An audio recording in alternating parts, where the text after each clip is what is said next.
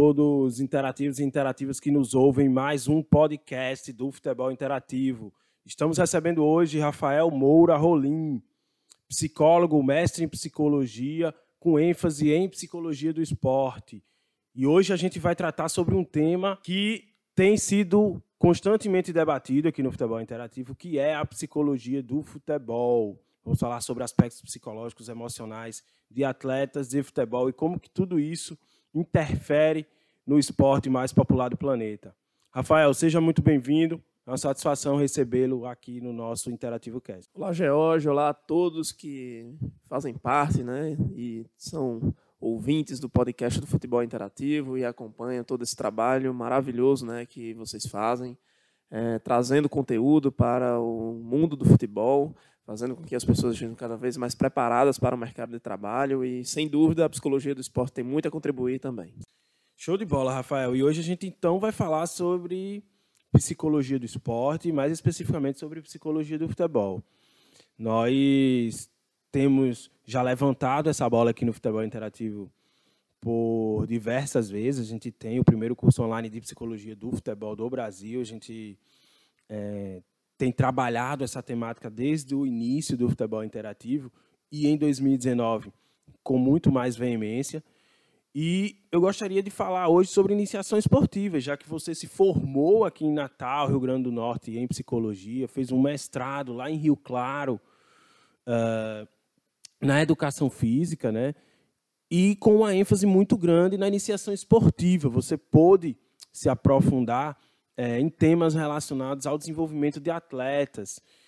E hoje a gente tem um marco regulatório, já há alguns anos, que obriga os clubes que possuem o selo de clube formador no Brasil a terem em suas comissões técnicas profissionais de psicologia, assim como de outras áreas também, Ou seja, para um clube de futebol no Brasil possuir o selo de clube formador, o qual esse selo de clube formador ele faz com que os clubes tenham benefícios econômicos, por exemplo, em transações futuras desse atleta.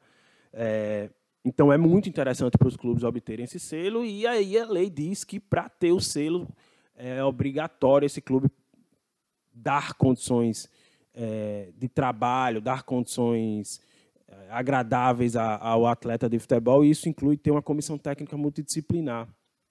Como que você enxerga o papel da psicologia no processo de desenvolvimento do atleta, especialmente na iniciação esportiva?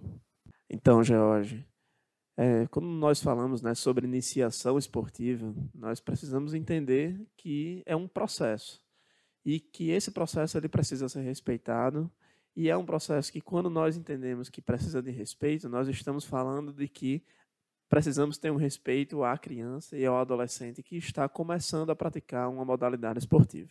E muitas vezes esse processo é atropelado, justamente porque há muitos interesses por trás, talvez da família, por algum tipo de dirigente, ou até os próprios treinadores, por estigmatizar muitas vezes por características físicas, seja de altura, seja de alguma habilidade motora, e aí aquele atleta ou aquela criança, melhor dizendo, ou adolescente, já é designado para uma modalidade específica, não necessariamente aquela que ela está satisfeito e feliz em praticar. Então, quando nós encontramos essa perspectiva de iniciação esportiva, até um pouco romantizada, se formos analisar todos os aspectos que o esporte envolve, nós vamos precisar de um acompanhamento de um psicólogo do esporte agregado ao acompanhamento de outros profissionais. E a psicologia do esporte ela já vem sendo considerada como um pilar fundamental nessa preparação, justamente porque quando nós falamos sobre os cuidados com ansiedade, estabelecimento de metas, motivação, sobre estresse pré-competitivo e também na relação entre competição e cooperação no esporte, nós estamos falando de profissionais que estão aptos para lidar com essas demandas, que são os psicólogos do esporte. Então, iniciação esportiva requer, sim, primeiro, respeito às modalidades esportivas e à escolha daquela criança e daquele adolescente, que muitas vezes tem as suas escolhas subjugadas pelas decisões dos treinadores ou dos pais, mas que elas precisam, se estiverem sendo acompanhadas por profissionais da área, elas podem ter essa escolha a alegria de praticar um esporte muito mais consolidada se ele tiver um preparo ou profissionais por trás que podem dar esse suporte. Show de bola, Rafael. A gente falou muito sobre questões para além do atleta, né? A família, o treinador, eventualmente agentes econômicos. No futebol é muito comum o caso dos intermediários, né? dos agentes que fazem representação de atletas. Então, existe toda uma cadeia, a gente pode dizer assim, que se entrelaça em função do desempenho, do rendimento desse atleta de futebol. A gente pode, a partir disso, pensar o quanto que é delicado o limiar entre... O quanto que é sensível esse limiar entre o desempenho e a saúde mental do atleta de futebol. Tem sido cada vez mais comum constatarmos atletas que abandonam a prática de futebol muito precocemente. Então, a gente está falando aí de um caso que a literatura já observa sistematicamente há alguns anos e que tem, inclusive, um nome próprio para isso, que se chama especialização precoce, ou seja, a especialização muito inicial do atleta de futebol, a ênfase nessa especialização nas etapas iniciais do processo, pode ter como um efeito colateral o abandono do atleta, o abandono da modalidade por parte do atleta. Ou seja, o atleta ele perde o desejo, ele perde a vontade, né? Há uma desrealização, há um processo de perda de sentido naquela prática, naquele fazer, em função, eventualmente, de uma sobrecarga de trabalho, de uma pressão exagerada, seja por parte da comissão técnica, né, seja por parte dos familiares, que, em muitos casos, transportam para os atletas uma expectativa sua, né? Às vezes é um pai que quis ser jogador de futebol, que queria ser jogador de futebol, um tio que queria ser jogador de futebol e transporta, né? Ele transmite essa expectativa, esse sonho que era dele ou de alguém próximo a ele, para o atleta, para a criança, e nem sempre a criança está devidamente preparada para lidar com tantas cargas, né? E a gente está falando de uma carga aqui, especificamente, que é a carga psicológica. Como que você vê, Rafael, esses casos de, por exemplo, especialização precoce, especificamente no contexto de futebol, que é o esporte mais popular do mundo e muitíssimo popular no nosso país, ou seja, ser atleta de futebol é o sonho de muita gente, né? E foi o sonho de outras pessoas também algum dia. Isso acaba por levar, né, por transmitir expectativas muitas vezes exageradas para aqueles atletas que estão começando, e isso pode ter diversos tipos de prejuízo, desde o burnout, né, que é esse abandono, desde até mesmo adoecimento mental e outras coisas do tipo. É interessante, né, George, que você fala sobre sonhos. E, realmente, o esporte hoje, principalmente com essa demanda, né, advinda das redes sociais, do glamour do esporte, principalmente no futebol, onde as pessoas acabam utilizando dos principais atletas como referências, e isso acaba vendendo muito, né? Essa idealização, essa perspectiva de um sucesso, e a especialização precoce ela está muito agregada a isso também. Uma forma de tentar fazer com que aquela criança ela tenha uns resultados cada vez mais imediatos, que quanto mais cedo ela conseguir uma projeção melhor, e a gente vai acabando desconsiderando os aspectos de formação, né, e das escolhas também que a criança precisa ter. E isso passa, né, esses sonhos, ou esse glamour, esse vislumbre para o futuro, essa projeção no futebol que os pais, treinadores, dirigentes, empresários acabam vendo numa criança, um talento, um potencial talento, subjuga muitas vezes um processo de desenvolvimento tão comum para várias crianças, mas também analisando a perspectiva de uma formação de um atleta, isso passa muitas vezes despercebido, justamente pela idealização do sonho. E a criança vai comprando essa ideia também, porque as expectativas elas são muito grandes. E quando as expectativas elas não são supridas, acaba que vindo a frustração, o desânimo para a continuação da modalidade. E quando nós falamos sobre especialização precoce ou a síndrome de burnout, onde o atleta vai começando a se desgastar com aquela modalidade, não vendo mais sentido ou prazer em praticá-la, onde o campo de futebol, em um certo momento, era um ambiente de lazer e agora é um ambiente coberto de angústias, coberto de pressão, coberto de questões emocionais nas quais fazem com que ele se sinta inibido ou com vontade de desistir daquela modalidade. Por isso, a importância, mais uma vez reforçando, de estarmos blindados ou aparados por profissionais que têm uma capacidade de tentar ter um olhar diferente para essa situação. Seja o psicólogo do esporte, com os aspectos emocionais, outros profissionais, como até um nutricionista, um professor da educação física, capacitado para dar esse tipo de orientação para o atleta, onde ele tenha uma qualidade de vida agregado ao prazer em praticar uma modalidade esportiva. Show de bola, Rafael. E aí a gente fica se perguntando, então, qual que é o papel dos pais, dos treinadores, dos influenciadores, digamos assim, das referências que essas crianças e adolescentes vão ter nesse contexto do futebol, nesse contexto de competição, nesse contexto de busca contínua por aperfeiçoamento de desempenho, aperfeiçoamento pessoal. Qual que é o papel, então, da família? Qual que é o papel dos treinadores, dos profissionais que compõem uma comissão técnica com o objetivo de dar suporte a esse atleta de futebol?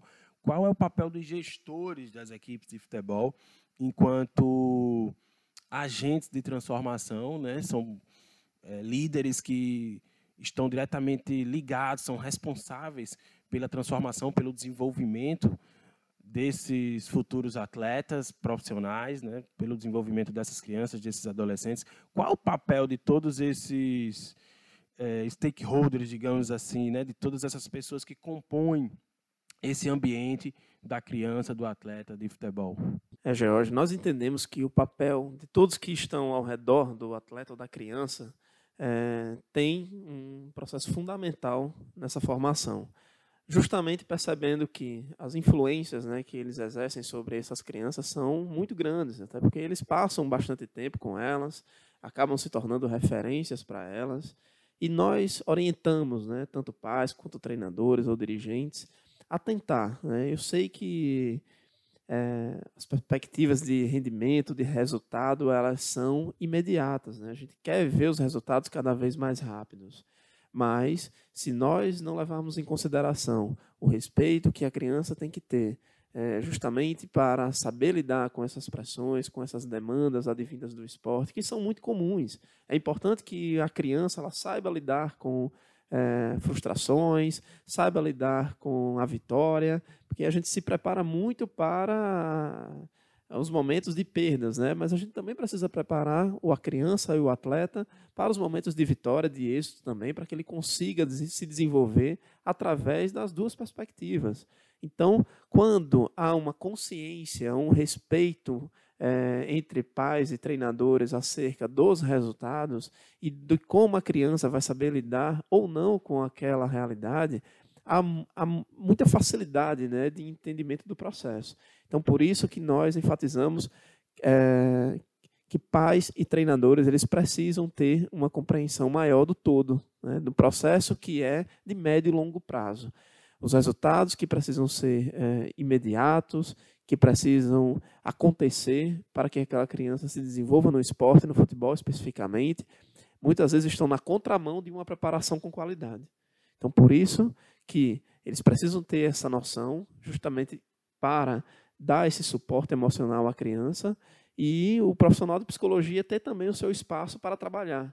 Porque senão a gente vai subjugando o acompanhamento de um profissional da psicologia do esporte para essa preparação emocional que ele vai precisar desde a iniciação esportiva até enquanto profissional, e a gente vai deixando de lado para quando estiver num estágio mais evoluído, ou de maior pressão, ou de menos controle, a gente vai ter que lembrar no psicólogo do esporte.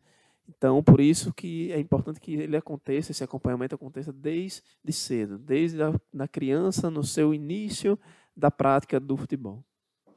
Ou seja, Rafael, a gente está falando então de alinhamento de expectativas, a gente está falando de estabelecer uma boa comunicação com objetivos muito claros, o que é que se espera desse atleta de futebol, qual é o papel dele, qual a expectativa que eu tenho sobre ele acerca do seu comportamento dentro de campo, fora de campo.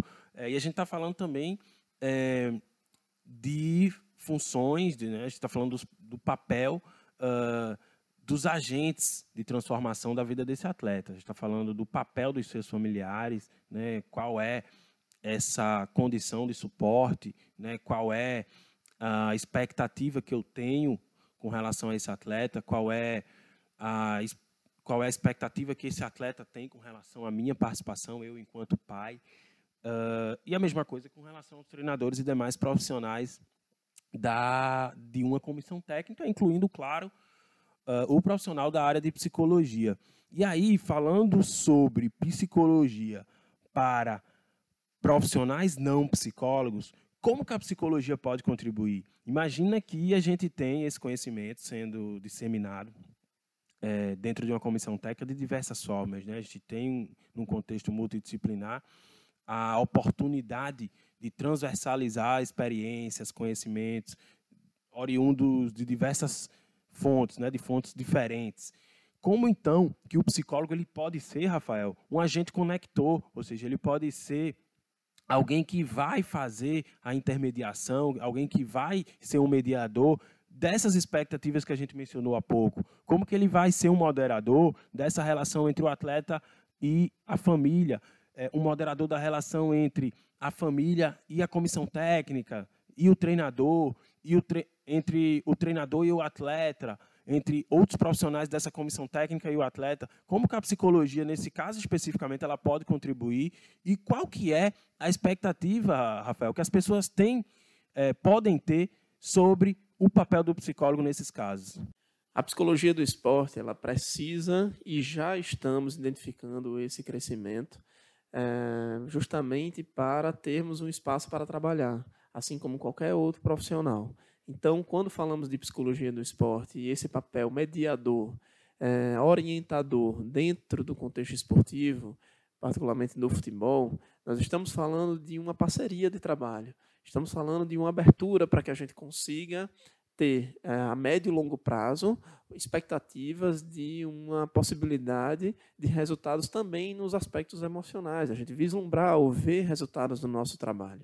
Então, outros profissionais, e a gente já fala de uma psicologia do esporte onde a interdisciplinaridade já vem acontecendo.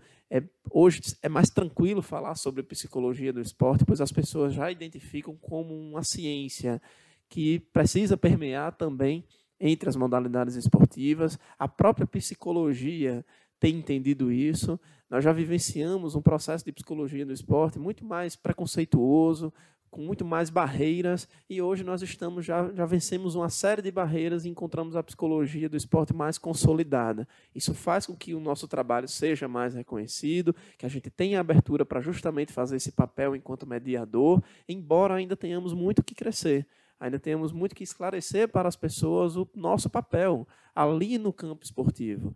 Nós temos a própria psicologia, né, que carrega consigo uma série de preconceitos, mas a gente vai desmistificando isso com conhecimento, com abertura, com a possibilidade de trabalho, mostrando resultados das nossas intervenções, e isso faz com que todo esse cenário ele seja quebrado, partindo do princípio que nós temos muito a oferecer, pois a psicologia do esporte é uma ciência que está agregada a outras ciências dentro do contexto esportivo, que só vem a proporcionar o bem-estar do atleta e fazer com que ele se sinta bem para desempenhar o seu melhor. Ou seja, os resultados, as vitórias, as medalhas, os troféus vão vir como consequência de uma preparação psicológica, física, técnica e tática, né, dentro do futebol. Legal demais, Rafael. E aí, A gente agora abre espaço para você, então, falar sobre o teu trabalho, né? Deixar aí o teu contato. Você tem um trabalho de produção de conteúdo no digital, você é psicólogo em atuação, né? Atende atletas e grupos esportivos. Então, conta um pouco aí do seu trabalho, sobre como você pode ajudar, especificamente o contexto do futebol, né? Já que a gente está falando aqui para a nossa comunidade do futebol. E, claro, deixa o teu recado para a comunidade do futebol, deixa a tua mensagem final aí, aquela super dica aí que você, enquanto psicólogo, poderia fornecer para quem tem interesse em se aprofundar na área da psicologia do futebol. Jorge, eu fico muito feliz, né, de ter a oportunidade de falar para justamente essa comunidade do futebol na qual você tem mencionado, porque é gratificante saber que o futebol já nos proporciona momentos assim. Era um cenário, né, onde havia profissionais ou ditos profissionais que não tinham uma certa preparação. E hoje o futebol interativo vem com essa perspectiva de dar um suporte teórico e prático para as pessoas que querem estar trabalhando com futebol com muito mais eficácia, com muito mais qualidade, com muito mais conteúdo. E a psicologia do esporte, né, na qual tem tido essa abertura também no futebol interativo, vem para agregar, onde o nosso trabalho, né, aqui desenvolvido em Natal, Rio Grande do Norte, junto com um grupo chamado LEPEN, onde nós temos diversos profissionais, não só da psicologia, mas também da educação física, tendo acompanhamento também de alunos das duas áreas, e nós realizamos intervenções, fazemos também pesquisa na área da psicologia do esporte, contribuindo com essa ciência, onde nós acreditamos que tem muito a crescer, principalmente no futebol, onde nós já vemos uma necessidade, ou seja, a necessidade ela sempre existiu, mas agora a gente está começando a ter esses espaços, né, para esclarecer e ter oportunidades de trabalhar. Então, a psicologia do esporte, para todos que estão nos escutando, ela tem tudo para contribuir com o trabalho de vocês. Justamente pensando, né, quebrando um pouco a barreira do aquele que vai para a psicologia é porque tem algum tipo de problema. Não, nós podemos pensar a psicologia como um processo de autoconhecimento, de desenvolvimento pessoal, de trabalhar ou desenvolver aspectos de ansiedade para você saber lidar melhor e administrar melhor aspectos ansiogênicos, o estresse, aprimorar as questões de motivação, estabelecimento de metas no esporte. Então, tudo isso vem agregado ao trabalho da psicologia do esporte. Não necessariamente só para cuidar ou ser chamado em momentos específicos para resolucionar problemas ou a tentar resolucionar problemas imediatos. Nós estamos aí para trabalhar junto com outros profissionais. E nós sabemos que essa abertura tem acontecido nos últimos tempos. Então, desejar agradecer pelo convite e dizer que nós estamos abertos a contribuir através das nossas intervenções, e quem quiser entrar em contato conosco, o nosso Instagram é o RafaelPsi, @RafaelPsi, Rafael com PH, e o nosso contato 99167-3141. Será um prazer contribuir não só ao futebol interativo, mas a toda a comunidade do futebol. Show de bola, Rafael. E assim a gente chega ao fim do nosso Interativo Cast, falando sobre psicologia do futebol, iniciação esportiva, especialização precoce, o papel de pais, familiares, treinadores e demais membros da comissão técnica no desenvolvimento de atletas de futebol. Se você escutou até aqui, fala pra gente o que você achou do nosso Interativo Cast de hoje. Deixa o seu comentário, deixa a sua sugestão de novos temas e a gente se encontra na próxima semana. Um abraço.